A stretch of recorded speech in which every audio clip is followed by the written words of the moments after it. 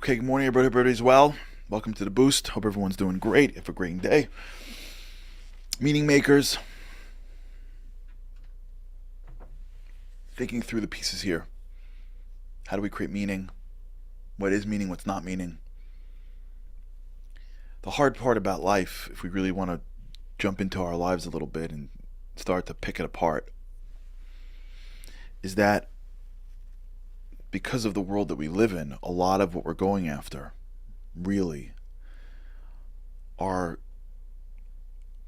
goals that we've given meaning to, but they're not inherently meaningful.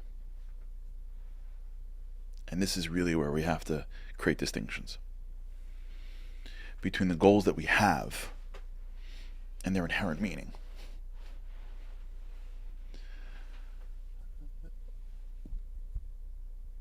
What's driving us towards meaning is our soul. Our bodies can't do that. If we were just a random collection of cells, why would we care about meaning? You think the lion is like sitting around being like, man, I really haven't done good for the lions today. Like, why do I keep on killing people? Like, it's not right. It's a deer. Like, how come the deer can't just like walk by nicely one time? Like, every time the deer comes, I gotta like jump its back and like rip its head off. Like, this is ridiculous. It's not right. He's not doing that. There's no like, peace treaty. There's no like, domestic abuse for like the lion cubs or someone like, listen, we really should. It's not fair to them. Dad's insane. There's no charity. Animals don't. Okay, there are some unique exceptions and there are some animals that do, and animals are awesome. And they're God's creations. And yes, you domesticate them and bring out the best for sure. And there's no question for the dog lovers out there that, I don't know, dogs have this incredible thing. The dog in Hebrew is a kelev. Kelev. And kelev is shortened for kol lev, because they're all hard. So, I don't have a dog, but for those that do, they speak about them as all heart. But they're still animals. Like, in all fairness, they don't have a human soul. They don't have what humans have, which is this desire for meaning, which is this existential need to drive towards meaningful goals. You can't feed a human and like pat it on the head and like make sure it sleeps comfortably and it'll be happy. You could do that to the puppy. You can't do that to the human. You can't pacify a human. Why? Because the human comes into this world and she's like, come on, I gotta feel something deeper. What is that? It's a soul. We have a soul. The soul is driving us towards meaning.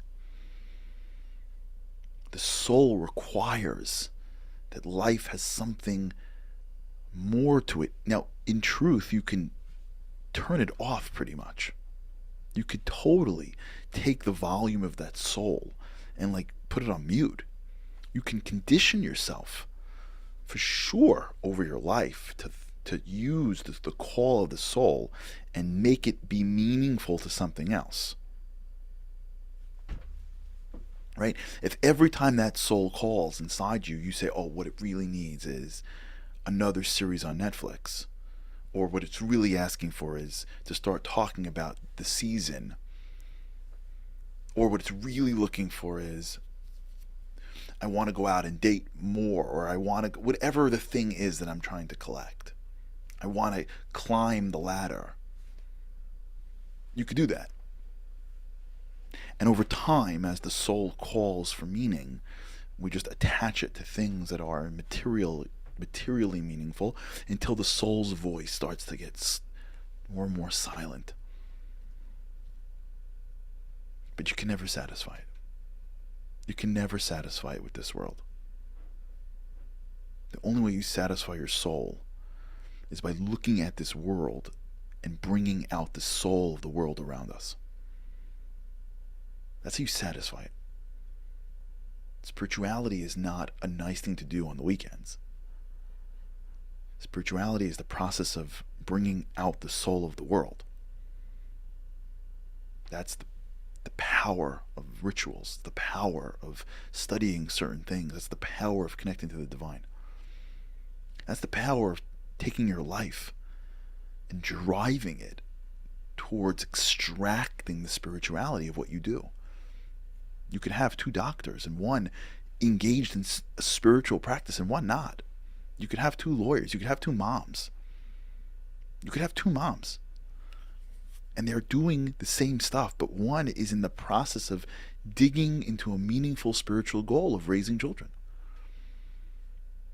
And one isn't. Period. Of course, they're both making sure the kid has enough food, but it's what's the goal? What's driving the meaning? What am I looking for out of this activity? Am I looking for the material success, for the societal success? Or am I looking for the spiritual success? Am I trying to extract the infinite out of this kid? Am I trying to extract the infinite out of this relationship? Am I trying to extract the infinite out of myself? What am I here for? What's the purpose of my existence? What's the purpose of this relationship? What's the right thing to do? Where are my traits at? Am I strengthening my traits? Or am I destroying my traits? Is this transaction going to elevate me as a human being, or is it going to degrade me as a human being? Period. End of story. Yeah, I can make a lot of money, but what's the cost? Yeah, I can get a lot of honor for this, but what's the cost? Yeah, everyone's going to love me, but when it's all over and I'm getting into bed at night, like, am I really going to think I was worthy of that? It's a perspective. It's a perspective in life of what am I driving towards? Where am I driving myself in life towards? Am I stopping at the goal of the materialist success? Or do I have something that I am after that is much deeper? How do I get there? How do I do it? There's wisdom out there. We got to go look for it. A lot of wisdom, spiritual wisdom.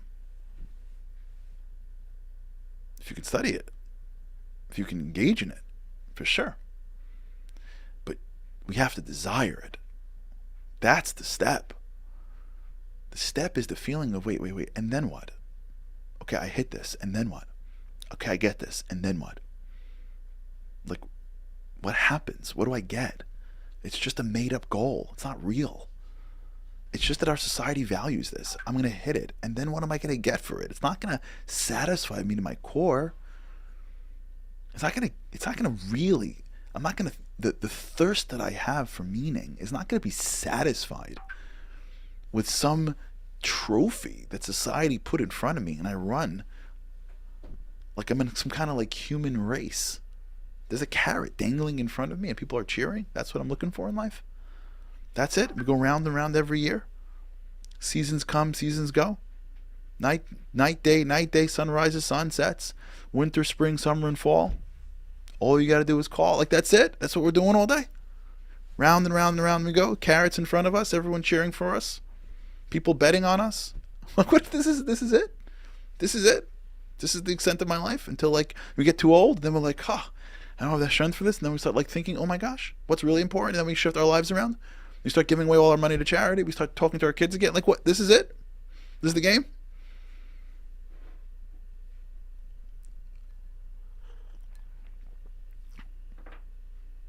It's scary.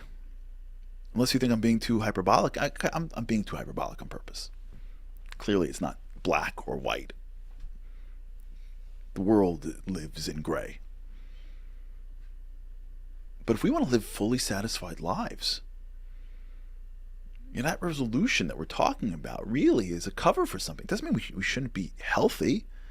It doesn't mean we shouldn't be wealthy. It doesn't mean we shouldn't be successful. It doesn't mean we should have everything. Why should we have less in the world? I'm saying, what's the goal? What's the purpose of it? What does it do for me? And if the answer is I like it, God bless. But just know it's not going to fully satisfy. Fine.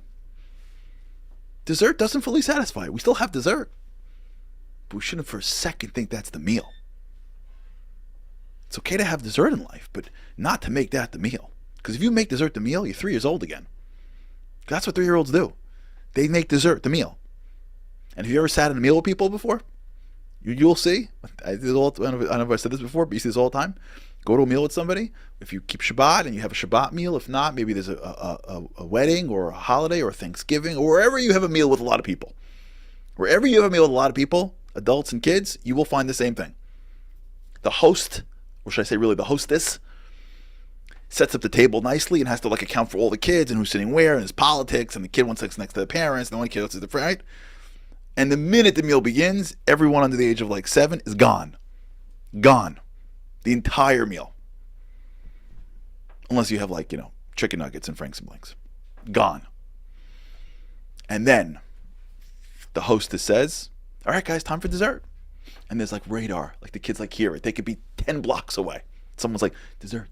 They have that like, they could pick up on sounds that humans can pick up on.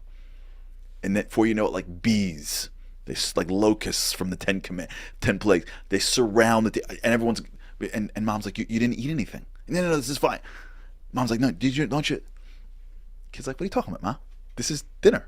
I'm eating cake, but it's got all the ingredients to it. The kids don't want to have meaning. They want to have pleasure, quick. It's hard to fight for something meaningful. It's hard. It's hard to not get lost in this world. It's hard, man. It's hard to not allow this quick sugar stimulation of life. It's hard to not let this distract us our whole lives, thinking that that's going to be our meaning. And if at the end of your life you've accumulated the ability to always be in style, that's what you got. What's the one thing? If you look at your hour, like when you're today, and if those who are involved in like workplace analytics, it's cool stuff what they have today. They can like track each employee, where their hours went and all that stuff. At the end of your year, you can literally look at an employee like hours on the phone, hours in meetings, hours in work, and they can track by groups. Imagine like getting to the end of your life and they track your life. And you have like hours invested in things that you've done. Imagine. What would our thing look like? What's the goal? What are we after? What's the reason why we go to work in the morning? What's the reason why we get dressed up? What's the reason why we do what we do? If the end goal is just this synthetic meaning that our society gave us, then the entire journey, really, it's meaningful enough because we're doing something. And that's tremendous. For sure, making up meaning is still something, really. That's why I believe for some kids, sports is critical when they're little. I'm not saying you can't follow, as you know, but like I find for some kids, sports like it makes them. It's made up meaning, but fine, they're kids, they're teenagers. Like let them be busy with games. Let them be busy with sports, because if they're not busy with sports, they may be busy with the wrong stuff. So for sure, our lives are filled, but if we want to live rich, satisfied, fulfilled lives, we want to walk around and like really be floating, like be walking on the clouds, right? It's not an intangible thing. It's not an unreachable thing. It's an intangible thing. Right? It's really the focus of why we are even going after our goals in the first place. And it's the recognition that I just need meaning in my life. So I will go after anything meaningful. But if what I'm going after is things that is not inherently meaningful, I'm just delaying the inevitable of me not being satisfied.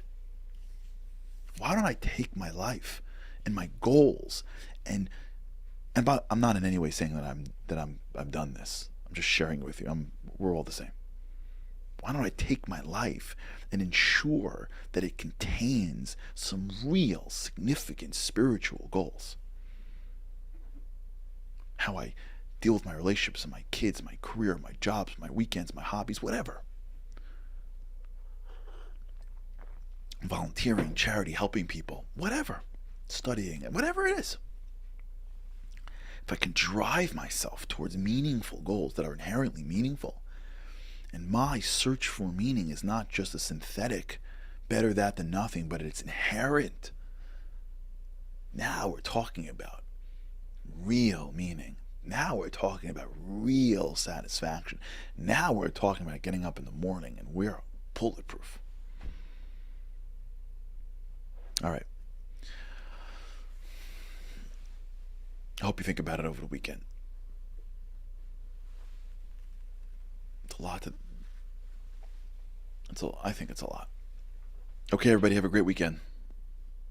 With God's help, can't wait to see you next week. Have a great weekend. Living on a lifeline, the world doesn't ever seem to change. Looking for the sunshine, but you're caught up in the rain. It's like your eyes are wide open, but you cannot see. You're watching life pass you by like 1, 2, 3. Walking in destruction, the winds of life blur your vision. All the devastation forever feels like you're on the run. It's time. No one else can set you free. You're locked inside, and only you have got